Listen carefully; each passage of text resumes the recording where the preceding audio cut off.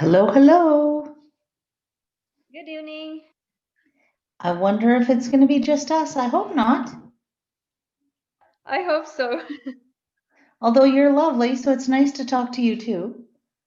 Thank you so much. So, how is everything going? Oh, pretty intense, but doable. Studying How are is your difficult when you classes? also. Pardon? How are your classes? Well, classes are good. Work is good, so I still manage to combine all of that together. I mean, almost full-time work and studies. So I don't know how you do it. that's surprise for me as well. I couldn't imagine previously.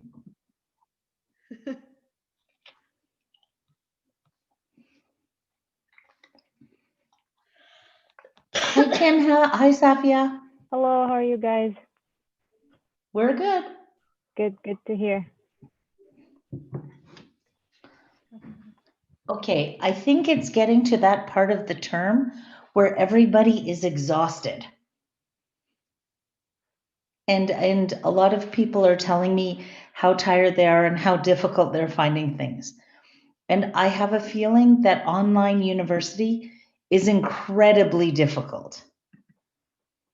So, hats off to you guys.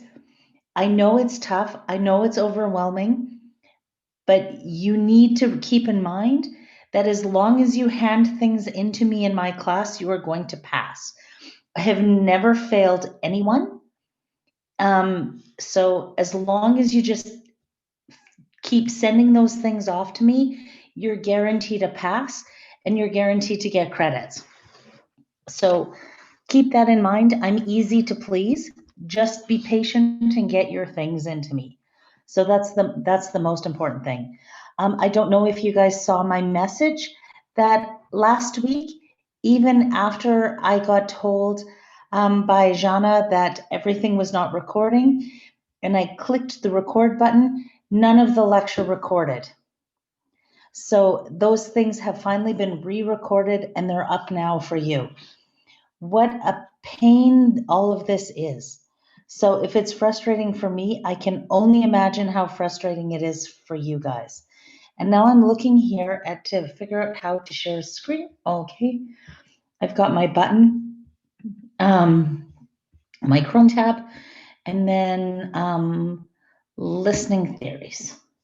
Okay. So it's after 8. Are you guys? Oh, hi, Gunjo. We're glad that you're here. I was just saying, Hello. this is that point in the term where everyone feels broken and overwhelmed, and everything is conspiring against you. But the key to passing my class is to show up and to hand things in. If you get things handed in, I guarantee you're going to get a passing grade. So just keep the faith and keep plugging away, and you're going to be successful. I promise you, I set people up for success. So, and I also believe, I don't know if I've told you guys this before, but I believe that the way I set up my course, that you will remember the things in this course for years to come. And that is not going to be true of all of your university courses. We do things, we revisit them, we talk about them over and over and over and over again, and they get put into your long-term memory. So you are going to be successful by being here and just hopefully getting those things turned in, and you'll be awesome. So onwards and upwards. I think I have shared my screen with you guys. Do you guys see it? Can Yes. somebody tell me if they see it? Yes, we see. Okay. So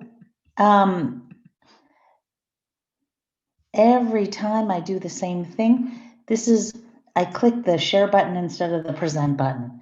So sorry about that, folks. Okay, so here we are tonight to talk about L2 listening.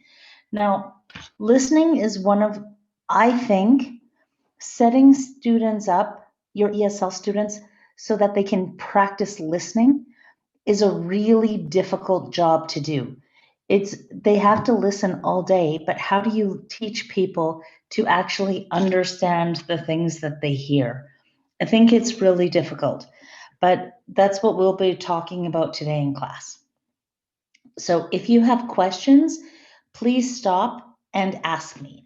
So we'll start with our Treaty 6 acknowledgement. So the University of Alberta and Treaty Aberdeen acknowledges that we are located on Treaty 6 territory and respects the histories, languages, and cultures of First Nations, Métis, Inuit, and all First Peoples of Canada, whose presence continues to enrich our vibrant community. Very important stuff.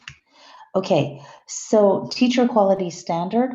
As we're moving through this, we're talking about demonstrating a professional body of knowledge. So a teacher applies a current and comprehensive repertoire of effective planning, instruction, and assessment practices. So obviously today we're talking about instruction of listening. How do you teach students to actually listen and understand things? So there are differences between L1 listening and L2 listening. Again, like the same, there's the difference between first language reading and second language reading. And we'll talk about the parts of listening. We'll talk about decoding listening, which is a little bit different than decoding in reading, comprehending what you're understanding and interpreting it. So there's so many theories that are involved in listening. So just so you know, the things that we're talking about today come from this book, The Handbook in Second Language Teaching and Learning. It's an edited book by Hinkle. And again, there's many reasons why I've not asked you to buy this book. Number one, it's really difficult to understand. If you're a layperson or if you're coming into the field, it's like a researcher's book. The second reason is I think it's like $400. And the third reason is it's about as thick as a brick. It's very heavy. If you have people you don't like and you want a book to throw at them, this would be the one. That was a joke. So hopefully I can't see you. So if you're out there in the ephemera, I hope you're laughing. You really shouldn't throw books at people. So although sometimes you might want to. Okay, so the differences between first language and second language listening.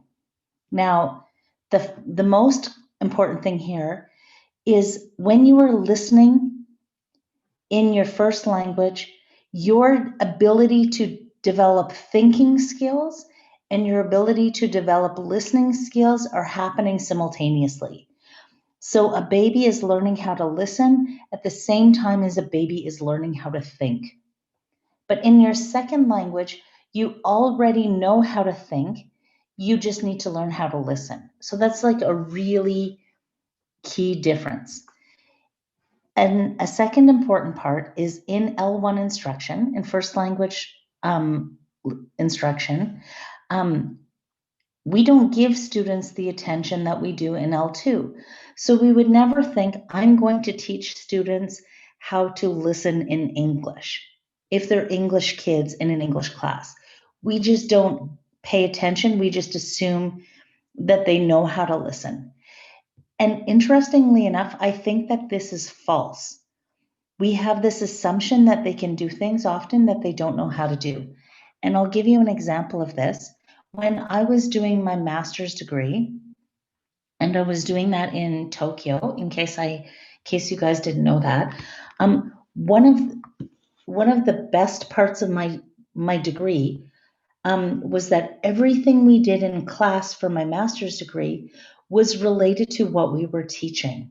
And so if we were teaching a course on listening, we would have to go and do listening activities with our students and then bring them back and talk about them. So it was an incredibly practical degree. So Yei Temple University in Japan, it was an amazing experience. But one of the things I did for my students was I gave them a listening activity about rooms in the house that was designed for beginner ESL junior high students. So it would be the bed is in the bedroom, the towel is in the bathroom, the pot is in the kitchen, and it was simple things like that. I gave this I needed to practice on my ESL students. And one of the teachers said, well, don't just do it with the ESL kids, do it with everybody, and then you can compare. Well, interestingly enough, the ESL kids didn't do significantly poorer than the first language learners. So L1 instruction, I guess my point to all of that is L1 instruction in listening benefits everybody, even though we rarely do it.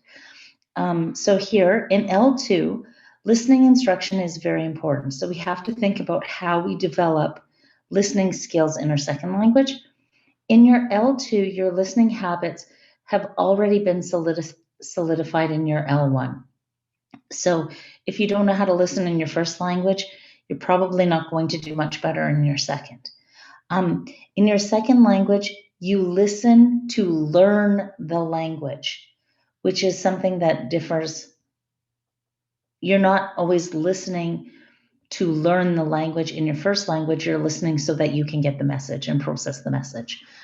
In your L2, you are processing multiple aspects of the language, the pacing, the pausing, the encoding, and all of these things.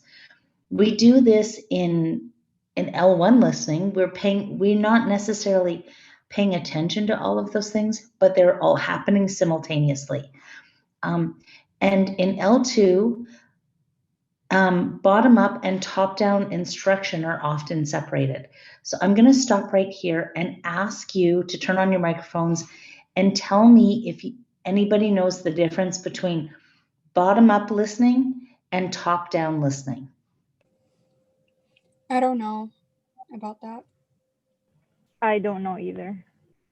I haven't heard of that either. I haven't heard of it. Okay, so when we listen, we have a bunch of processes that are happening at the same time. So we will often be listening for the whole main purpose of the message, and that's considered top-down instruction or top-down listening. So if I'm listening to a TED Talk, I'm just paying random attention to the TED Talk, and I'm trying to get the general idea of the message.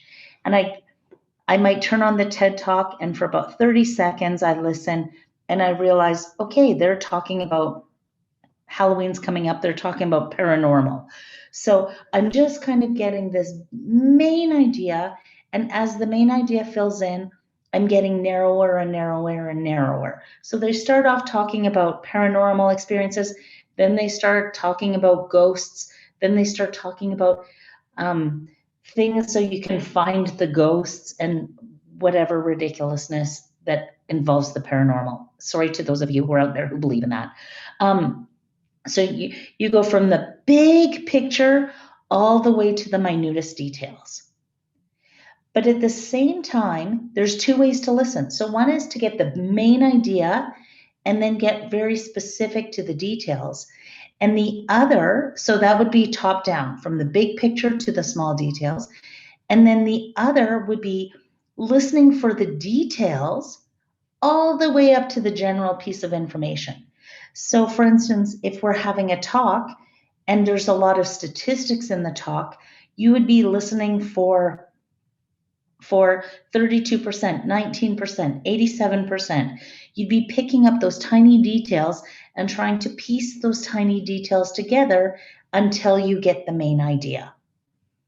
So one is from general to specific, and at the same time, they're specific to general. Does that make sense to everyone who's here listening? Yes. Yes, it does. Thank you. Yes.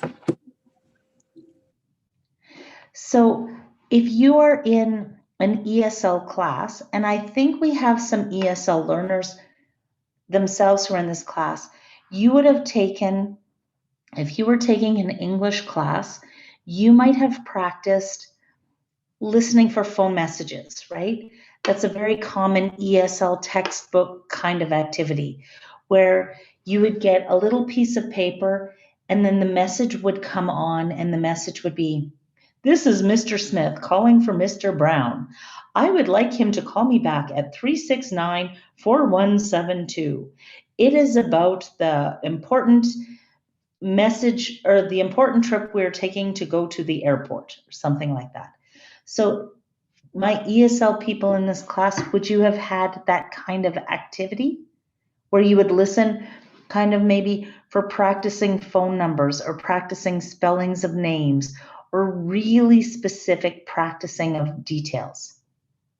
Did anybody ever do some kind of activity like that? I have not. Okay, so if you're one of those people who's done that, that would be bottom up listening. You're learning how to pay attention to very specific details. The other one is trying to listen free for all and try and guess whatever you can guess and piece together what you're talking about. So in an ESL class or in your second language, often those two things are taught very separately. Okay, we're going to practice how to hear the difference between T and D, for example, or how, when we're doing numbers, can you differentiate between 13 and 30? Those really specific things are bottom up. And again, the main idea is top down. But in real life, like you're doing right now, these two things are simultaneous. And I'm not teaching you specific things to listen for, and you're not trying to guess the main idea. You're trying to get the main idea and the specific things both together at the same time. But when you're learning, you kind of tease those things apart. So that makes it easier for them to understand. And then the processes in your first language and your second language are the same. Your ears work the same, they don't work differently. You don't have different ears in your second language or anything like that. However, your needs and goals and access are all different. So for instance, you might need, if you're in a beginner second language class, you need to be able to ask very pointed things like, but you wouldn't necessarily need to be able to understand everything that goes around you. It kind of develops as you go along. This was a lot of talking for me so far. Are there any questions? No? Okay. Sorry? No? Okay, everyone's not brave enough to ask. Okay, so when we think about second language listening, there's 3 parts that are going on, okay? So again, like when we were talking about reading, and I said there's the simple view of reading, there's decoding, and in addition to decoding, there's language comprehension, and both of those together make reading comprehension. Well, in listening, we have decoding, we have comprehending, and we have interpreting. And these 3 things go together to give you listening comprehension, right? So decoding, if we think about decoding in reading, decoding is hearing those sounds within the words and parsing them together to guess what the words are. But if we think about what decoding is in listening, it's about paying attention to the words, hearing the speech sounds, and getting the grammar of the sentence. And so there's lots of different pieces in decoding. There's attention, perception, word usage, vocabulary, and syntactic parsing. Syntactic parsing means grammar. Okay, so if you're trying to decode what somebody is what somebody's saying to you, you have to pay attention to it. You have to be able to physically hear it in your ears and tease it apart. You have to know the words that they use, the vocabulary that they use, and the grammar that they put together. Very complicated. All of those pieces go together so that you can understand what somebody's talking about. Okay. Comprehension. So decoding is about hearing the sounds and processing them. Comprehension is about obviously understanding them. So you have to think about what is going on in somebody's ears when they're comprehending something. And so it's about being prepared to hear the message that people are talking about, keeping it all in your short-term memory while you're listening and thinking about what things mean. So a whole lot of processes are going on. So you have saliency. How many words do you actually hear when people are talking to you? Can you process those words? As soon as those words are coming into your ears, are the bing, bing, bing, bing, bing things lighting up in your brain so that you can understand what they're talking about? Or do you get lost right from the beginning? Can you kind of guess what the person is trying to say to you? All of these things are happening. And then are you picking the right things from your memory that are talking about what some student is what's going on, right? So you hear the message, you understand the message, and then the final part of this is interpreting the message. So when you, what I have here, interpreting is about comparing what you think you will hear with what you actually heard. So I'm sure you guys have all had this experience where you've talked to somebody and they've said something to you and you've taken offense to it. And then you find out after what they said was completely not what you heard, right? Or the other way around. I was having this conversation with my daughter once, and she said, you know, Grandma is mad because Grandma thinks you said this. But I heard what you said, Mom. You didn't say that at all. And my response was, it doesn't matter what I said. What matters is what she heard. And she heard that, even though it wasn't the words I said, it came out of her mouth. That's what she heard. So that's why she was offended, right? Have you guys had that experience? We have at least one married person in here, so they'll definitely understand that.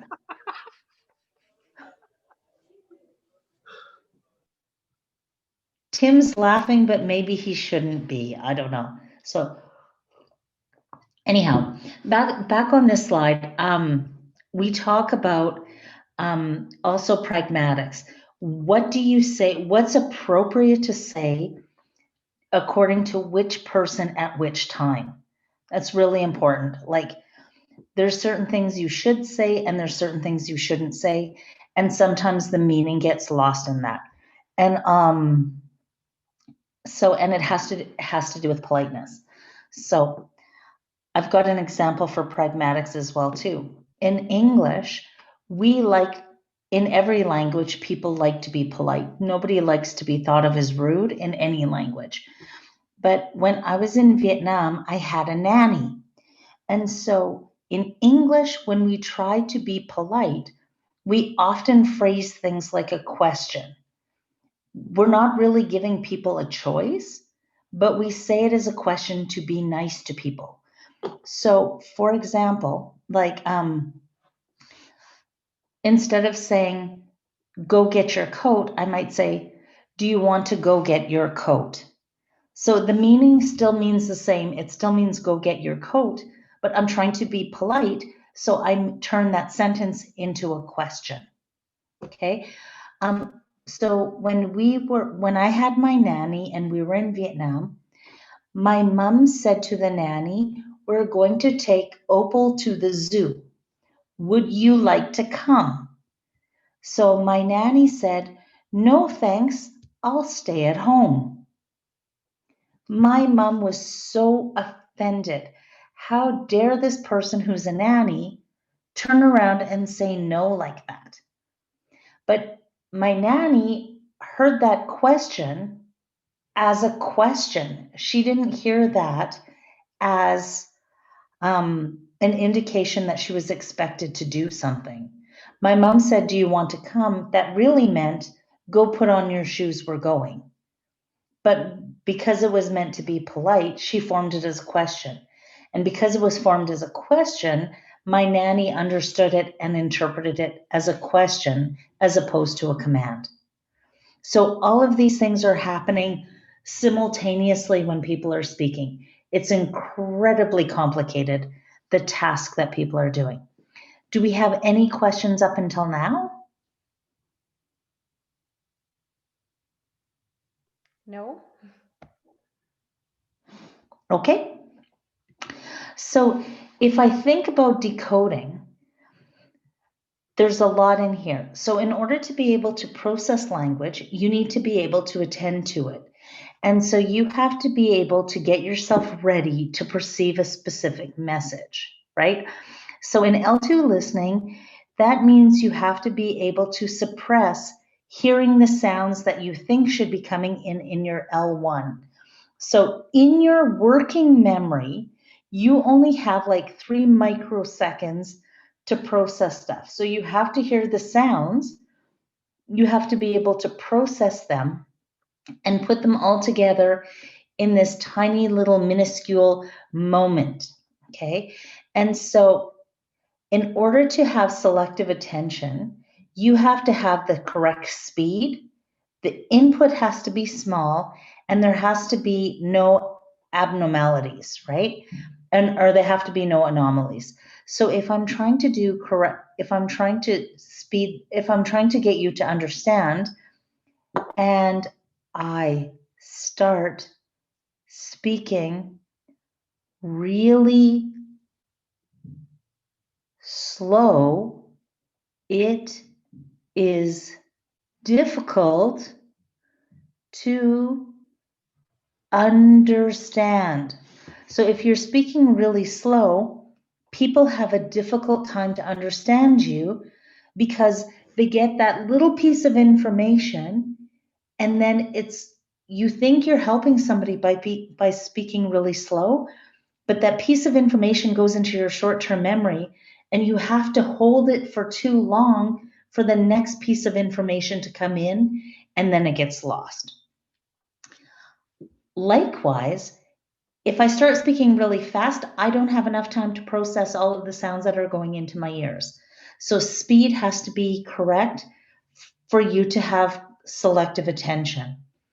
Again, the smaller the input is, the easier it is for you to process, especially early on. And if things are weird, it's difficult for you to process because your attention gets pulled to the fact it's weird instead of the thing you're supposed to be listening to. So all of this is happening within attention. So if the key takeaways for this is that if you want your ELLs to listen, you need to prepare them to listen. So for example, and again, this is really important for parents, you need to signal attention to get somebody ready to listen. Actually, this might be a good tip for married people too, I don't know. So when I'm in my class, and you maybe shouldn't be laughing so hard, Tim. No. So when you're in your class and you want all of your students to listen, you give them a clue. Like, now is the time where I need you to start paying attention. So if you look at an elementary school teacher, elementary school teachers are amazing at this, right? Okay, I need you to put down your pencil, your hands have to be folded, your eyes need to be on me, and your ears need to be turned to me, right? They need a physical body clue to get ready to listen, right? So for adults, we don't say, okay, everybody put down your pencil and look at me, but you might need to find other ways to make sure people are ready to listen, right? So maybe in junior high, you might have a teacher who snaps or something. Everybody, come on, look over here. You need some kind of clue to get people ready, okay? The second thing is you can help ELLs by saying, okay, I'm going to tell you 3 things that are important right now. So the 3 things that are important are A, B, and C. Pay attention to A, B, and C. And then you do your talk, and as you do your talk, you signal what exactly is important for them to remember. If you give people clues, that's going to help them get the main message. And then the third thing here is that if you want people to listen, you can't overextend their working memory, right? We've all had that process where we listen, but there's so much information, we tune it out because we can only think about so many things at one time.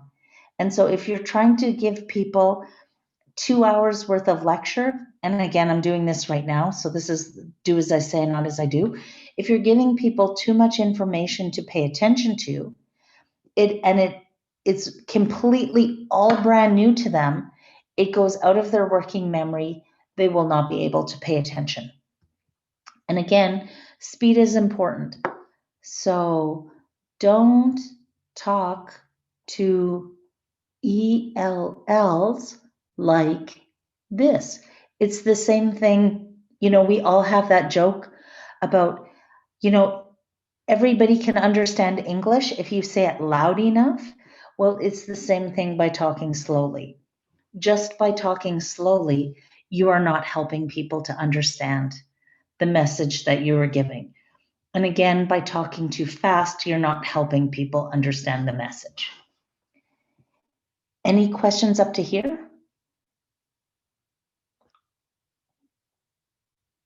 Okay.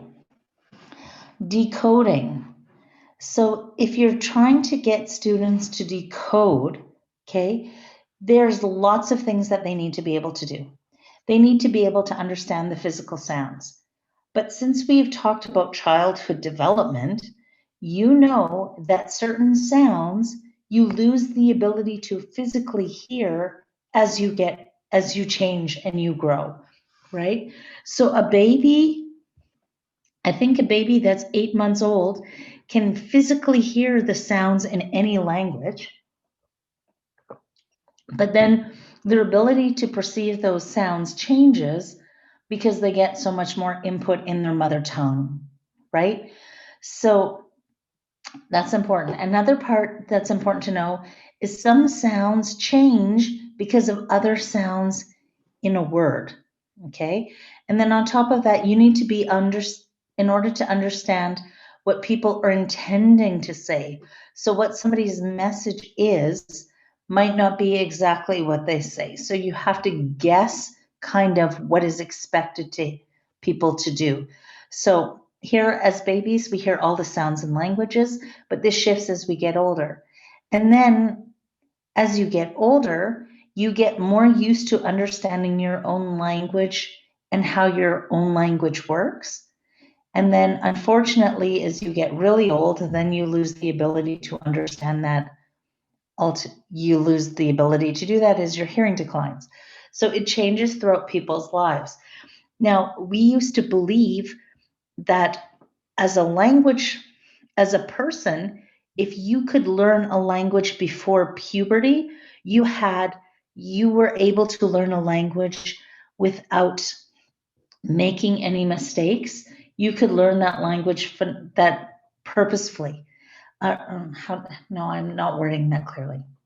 We used to believe that up until junior high, roughly puberty, you could sound like a native speaker, right?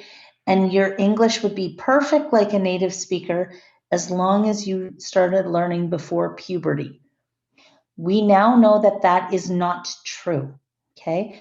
So you will always have kind of a small accent depending on when you learn English. The question is, does that really matter that you have an accent? That's a whole other story. But your ability to change, to understand the sound system of English, even for a native English speaker, continues until adulthood. University students are still learning how to do syllables in English. Even native English speakers do that. So it's something you work on your whole entire life.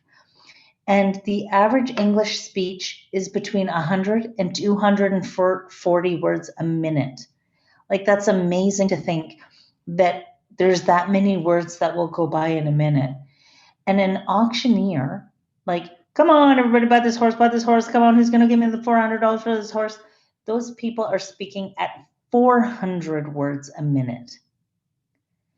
But what we don't realize is that every single one of us, we'll speak 400 words a minute just at certain times. Like if we get really excited, we might be speaking at the speed of 400 words a minute. We just don't do that consistently. Interesting stuff. Yes. Okay, I'm going to take that silence as yes, although I personally think this is interesting. Okay, so decoding and perception, again, making speech slower doesn't make it easier to understand. Just like making it louder doesn't make it easier to understand. But putting in pauses, when it's normal to put in pauses, does help you to understand sounds. So you need to think about where word boundaries are in a sentence and put spaces in those word boundaries. Don't put word spaces in places that are not natural, right? You have to think about in a sentence, where would a native speaker put a break and then give extra space at that break so that people can process that sound. Are we good here? Are we lost? Got Good. it. We're good. Okay, so the key takeaways for this, according to Chun, is that pronunciation and intonation must be taught in context. So it's always better if you're teaching language in context. Intonational meanings must be generalizable. So think about where you put intonation in a sentence and teach students those rules. Teaching intonation and pronunciation must be subordinate to larger communicative purposes. So that would mean you're trying to teach people, you don't teach people intonation and pronunciation for the sake of intonation and pronunciation. You try to tell them, if you put stress in the wrong places, that changes the meaning of your sentence, right? And intonation must be taught with realistic language examples. And we're going to talk about this a lot when we talk about pronunciation, but that's not tonight, okay? So keep in mind pronunciation. There's lots of really specific things about pronunciation. Okay, decoding and word recognition. So people have this misunderstanding that there are spaces between words. And because especially when we read, there are spaces between words. But if you put this into a computer and you look at the simulation, there's no spot where I start talking and stop talking. One word automatically blends into another. You hear different words, but the fact is what you are hearing is not the space, right? So you will all have the experience of you've listened to somebody who is a native speaker, like you'll turn on like Punjabi TV and you're not a Punjabi speaker, and the whole conversation will be wah wah wah wah wah wah wah wah wah wah wah wah wah wah wah wah wah. But then as you study a second language, after you've taken Punjabi classes for a while, you'll hear wah wah wah wah wah wah wah wah wah wah wah wah wah, because you start to learn where the natural word boundaries are in that language, right? And so if I don't know if you've ever done this, but you will find this fascinating to do this. People actually, when we're having a conversation, not when we're talking like right now, because the way that this works with this power dynamic is that I get the right to talk and you have to listen. That's just the relationship that happens between when one person is the teacher and one person is the student. Right now, we're not in a relationship of pairs. But if we end this conversation as a lecture and we all start talking as friends, right, we will find that we are talking over top of each other constantly. We think that one person stops and one person starts, but that is not how talk works at all. So if you want to have an interesting time one night, get a tape recorder. I don't think people actually own those anymore. So if you don't have a recorder, I think you can record on your phone, maybe record on YouTube or something. Just click record and pay attention to a conversation. You will find that one person stops, and there's not a spot in a conversation where one person will stop and one person will start. We are both talking at exactly the same time. And what will happen is when there's a natural word break in a sentence, one person will get ready for that and automatically start talking. And then one person will talk louder or one person will talk stronger, and then they get to hold that conversation again. So politicians are amazing at this. They do something that they call trying to hold the floor. Now, it's a natural thing that everybody does. It's just something that politicians happen to be really skilled at. They make sentences they change the word boundaries so it's difficult for people to interject what they're saying. So, for example, if I was going to say, I want to go to the store because I want to buy some milk, right? So, and I'm talking about this with my partner. I might say, I'm going to the store because I want to buy some milk.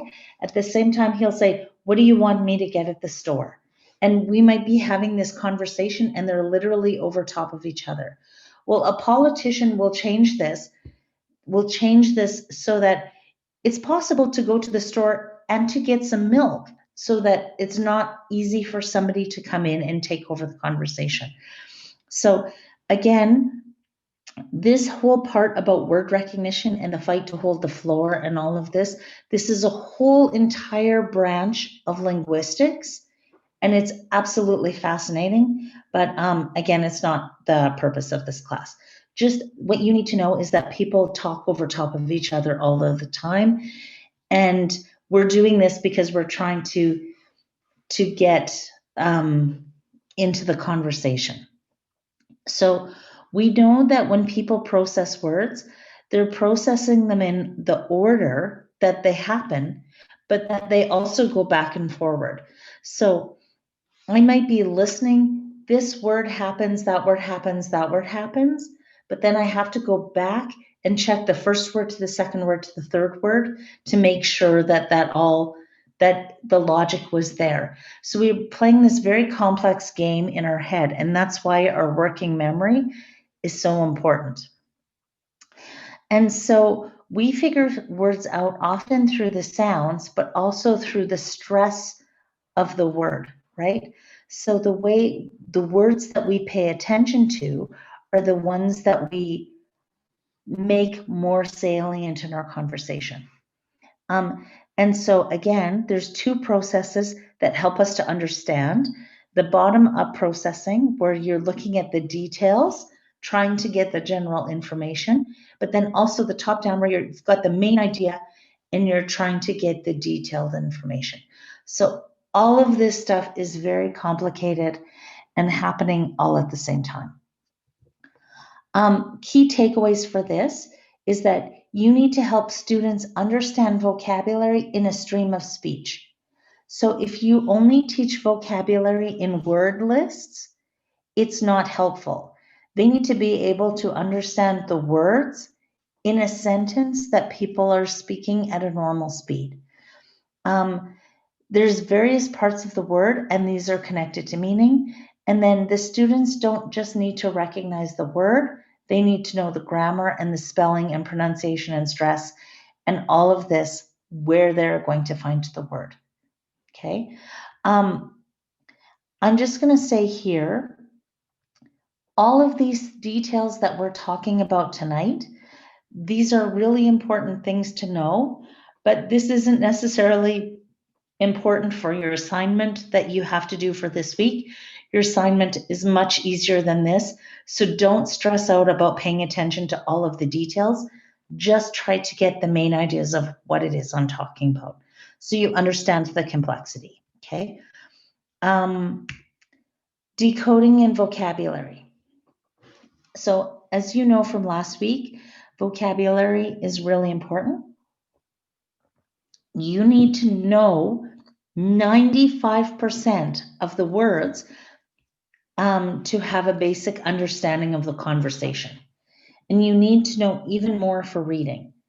So if I'm using words that you don't understand, you won't be able to talk with me. And so you need to know about 95% of what I'm saying. Okay. And because we talked about this already, a word is not just a word. A word is all of these parts, right? A word has a phonology, an orthography, a root, a prefix, a suffix, syntax, collocation, frequency, and definitions.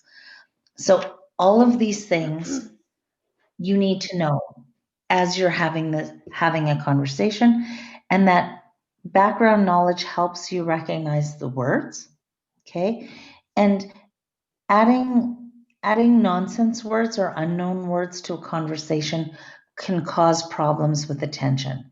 So if I keep using words you don't know, you lose your ability to pay attention to me because you get caught on the words that you don't know and you stop listening. Okay? So many things are happening with that. So the key takeaway for this is you need to know a lot of words to understand, and you need to prepare students to help support them in their ability to listen. Okay.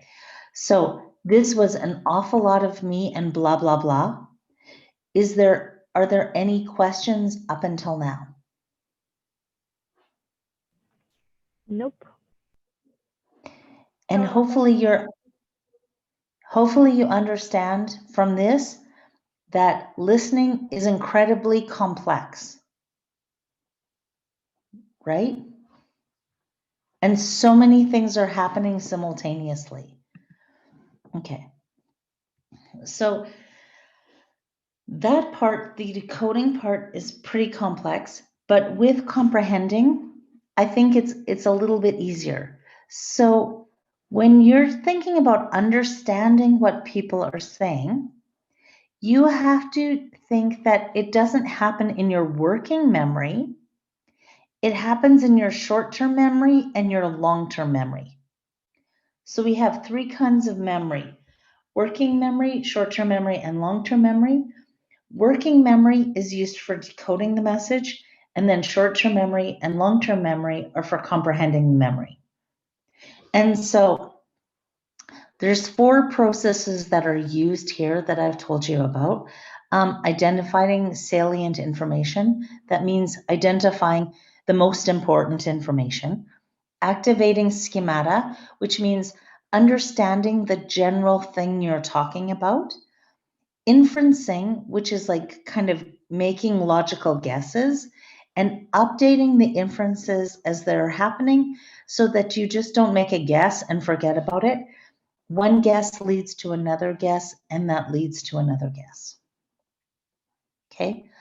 To understand salient information, a message uses to understand a message, a learner is using memory in different ways. Okay. The listener needs to process the words, compare them to what is known, and then think about, does what that person just say match what I was expecting to hear? So they're important clues that people use to be understood.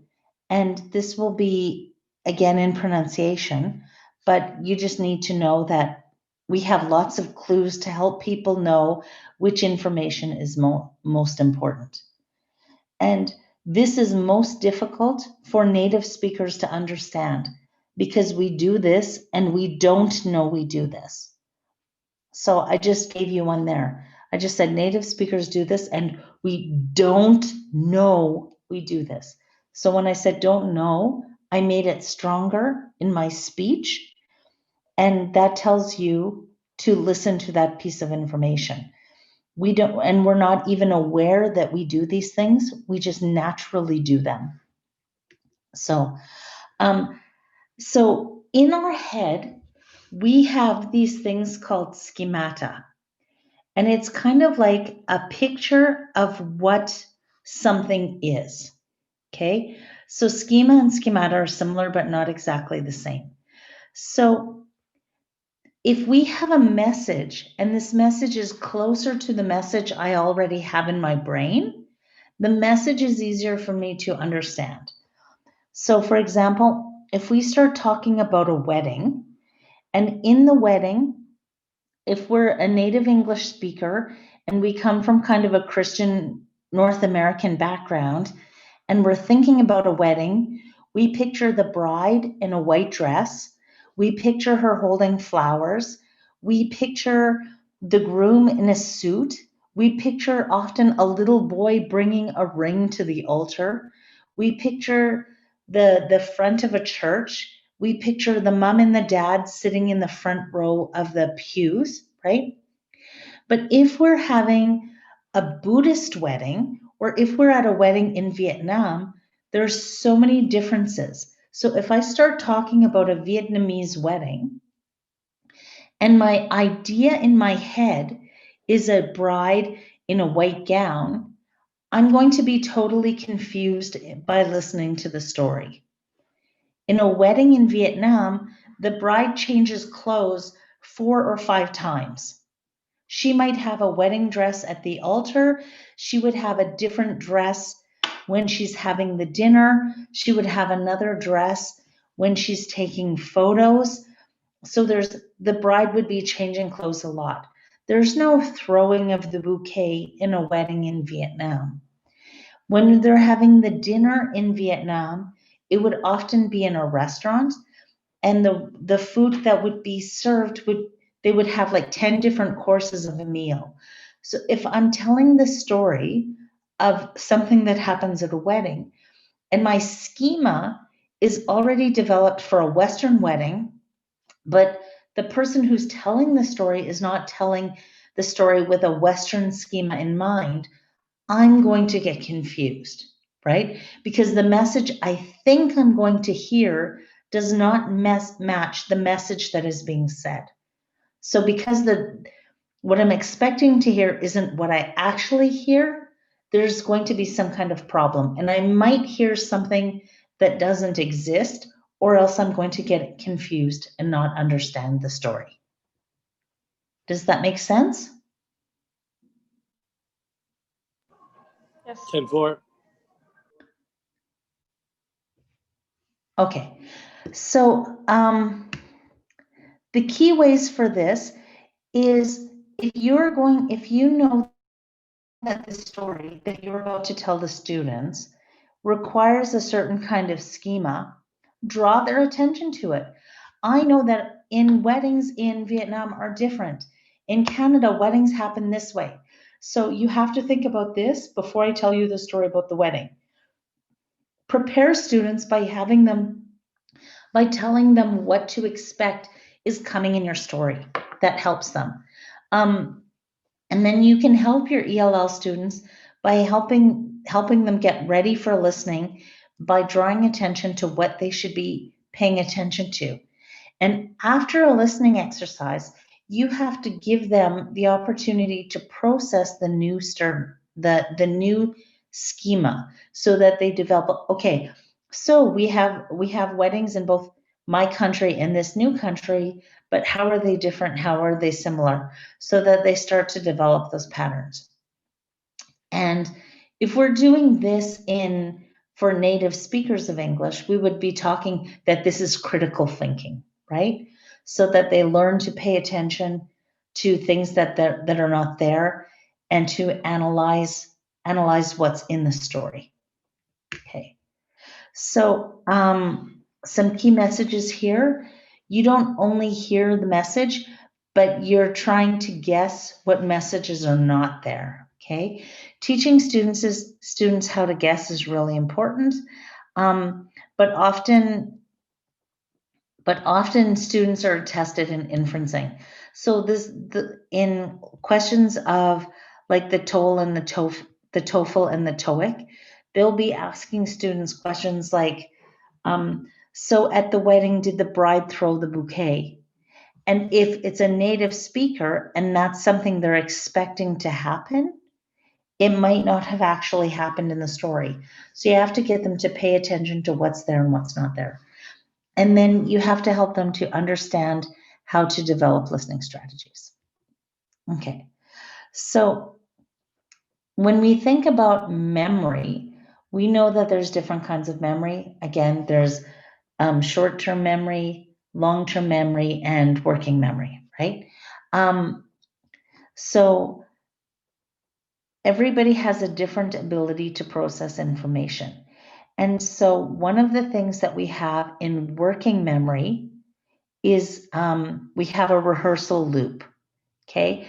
And we know that our working memory can only hold how many items? It's a finite number of items. After we try to hold too many things in there, it gets confused and then we can't understand. We start losing things. Does anybody know how many items we can hold in our working memory? 5. 7, if I'm not mistaken. 7, right? And 7, and that comes, and we think it's even less now, but that comes from Miller. Miller was a psychologist, I think, in the 1950s, and he came up with Miller's magical number, and that is 7 plus or minus 2. Okay, so phone numbers were not 7 numbers because of Miller, but phone numbers are relatively easy for people to remember, right? You can remember, well, nobody does anymore because nobody practices memorizing phone numbers, but people used to try and use those. Okay, 4629837, 4629837, 4629837, and then you dial 4629837, and hopefully you would remember, right? Because you could keep that in your loop for that amount of time. So this point is really important for students because you don't give them more than 7 things to remember at a time because they won't be able to do it, right? So Miller's magical number. So we're trying to take things from people's short-term memory, get them to process it in their working memory so that it will go into their long-term memory. Okay, so there's 3 kinds of ways that you can teach people how to do this, okay? One is shadowing. This is actually, believe it or not, an amazing activity for people to do and for ESL learners. You have them listen to a story and then give them a 3-second delay and make people repeat what was just said. And this is one of the things that people do when people are learning how to become translators. The first step you'll do in translation school is you'll put on the news and you just repeat what the people are saying with a slight delay, right? So you have to learn how to just parrot what other people say. There's also non-reciprocal tasks. So like filling out a chart, arranging pictures in order. So somebody's like, okay, if I'm telling a story and I've got 6 different pictures, which one happens first? Which one happens second? Which one happens third? Or, raise your hand every time you hear me say the word something in the past tense, okay? And then there's also note-taking. So note-taking helps you to recall the information later. It helps you to process the information, but it also helps you to remember later. So in order for things to be remembered, they have to be complete, accurate, and clear. So teaching students to take notes is like an incredible task in order to help their listening comprehension. Okay. So if we're talking about this third part of this whole process, so the decoding part and then the comprehending part and now the interpreting part. The interpreting part is kind of probably the most important. So there was a famous man called Dale Hymes in 1972, and he said that listening, in order to communicate with another person, you have to understand pragmatics, and it has 7 features. So Hymes, he was really fascinating with some of the things that he would do. Like, he was just like an amazing social psychologist. Like, he was just fascinating. His work is even interesting today. Like, he did a whole bunch of stuff that people wouldn't be able to do, like just put in tape recorders in public places and record people, and then analyzed that kind of talk. You know, things where, you know, there was like an expectation of privacy. Like, we just couldn't do some of those things today. So anyhow, if you think about pragmatics, how people talk to each other has to do with some of these things, right? So what is the place where we're talking? How we're what the place is determines how we're going to talk. How I talk to you at a bar will be very different for how I talk to you in a class, and that will be very different than how I would talk to you at a funeral, right? So where the place is determines kind of our level of being formal with one another. Who the people are, right? So how I would talk to a child would be different than how I talk to a peer, than how I would talk to my medical doctor, or how I would talk to a student, right? What the goal is for talking to you determines how we're going to communicate. What is kind of the messages that we're supposed to be delivering, and then what is the level of politeness we're trying to be? Am I trying to be politeful to you? Am I trying to show that I have more power than you? Am I trying to be more formal than you? All of this will change how we talk. Instrumentalities, like, am I giving a speech or having a conversation? What are the norms that we're expected to do, and what's the text type, right? So all of these things will interpret how we communicate with each other. So the words that I would choose, the way I would structure my talk, everything changes based on these things.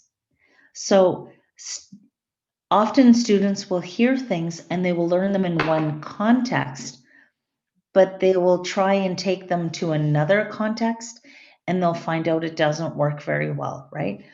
So for example, two kids on the playground might be fighting over a toy and might say, "Give it to me." Now, if that same kid walks into a classroom and the teacher has something at the front of the class and the kid wants it, the kid cannot walk up to the teacher and say, "Give it to me," right? That child would be scolded. It would be inappropriate for that child to do that. So you have to know all of these pieces of information in order to be able to understand somebody's message and what message is appropriate, right? So ESL learners often don't know this. And I find English is very confusing in this aspect. If you're in an Asian language, it's very clear who is the person with the power and who is the top dog and who is the underdog. It's very clear. But in English, the power is still different, but our speech is very similar. So people think there's no difference in power between people in English. I think it exists, it's just very obscure. So sometimes it's hard to understand who is more powerful in a situation, right? But it's clear if there are two native English speakers, who would be allowed to say what to whom, right? That's kind of confusing, maybe. Are you guys good with this up until here? Yes. Yep. Anything new? Are these all new ideas? No, it's interesting. I'm just taking it in. Okay. So the key takeaway for pragmatics is that helping students lower anxieties can help them listen better. Giving them opportunities to ask for clarification, and then pointing out these things when you're talking to people. Now, this is a conversation between a boss an employee. So they are going to have this kind of talk. But if you were having the same discussion on the playground with a friend, you would have this kind of talk, right?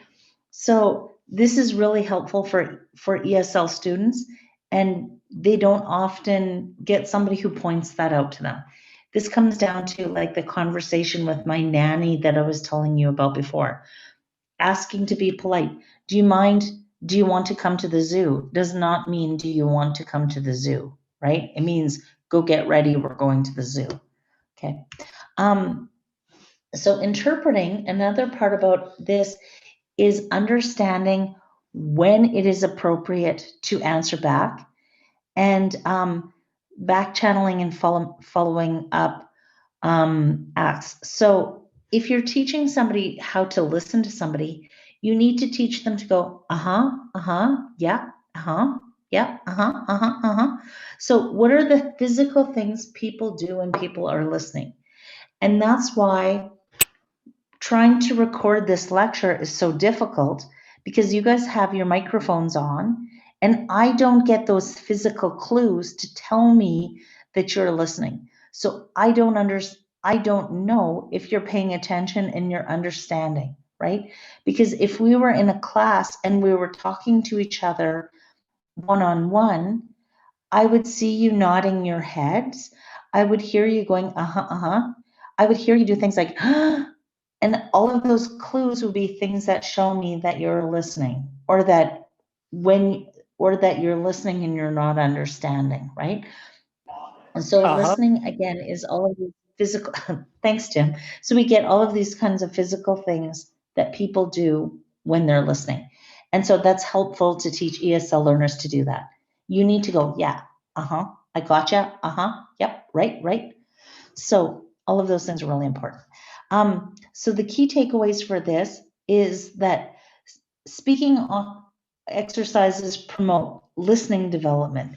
So you can have two students having a conversation, but you should be teaching the listener while the speaker is talking. The listener has to be doing these things as well. Okay. You should always focus on meaning over form. So it's much better to teach students how to get their message across than having the correct grammar, because even if they have the correct grammar, if they use the grammar in the wrong social situation, it's wrong. And then you have to work on the listening features that you need for the task. And there are tangible things that you can do to people to show them you're listening properly, right? You can, are you nodding your head? Are you attention? Are you looking at me while I'm talking? Like those are all things that show that somebody's listening. Okay. And so all of this very long lecture, we're talking about listening is so complicated that there's a million things that are happening. Well, maybe not a million, but there's multiple things that are happening all at once. And L1 and L2 listening are different, but mainly because listening in your first language is developing at the same time as your ability to think. There's three main aspects to listening: decoding, comprehension, and interpreting. And each of those has multiple subcomponents, and you can target listening instructions at each of these subcomponent levels. So that's that PowerPoint. That's a whole lot of PowerPoint. Do we have any questions on everything that we've talked about tonight? I don't know how I'm gonna survive this. No. Okay, you will be happy to know that your assignment for this week is so simple. That conversation, that PowerPoint is so complex, but your assignment is really simple. There's an article there for you to read under Articles for Extension. You need to find a way to read that article and to teach that article to me, and think about what the assessment as, for, and of learning are. So that activity will take you, it should take you less than an hour. So it's not really related so much to this lecture, but hopefully you learned something out of this lecture and you enjoyed it. So I'm going to stop the camera here.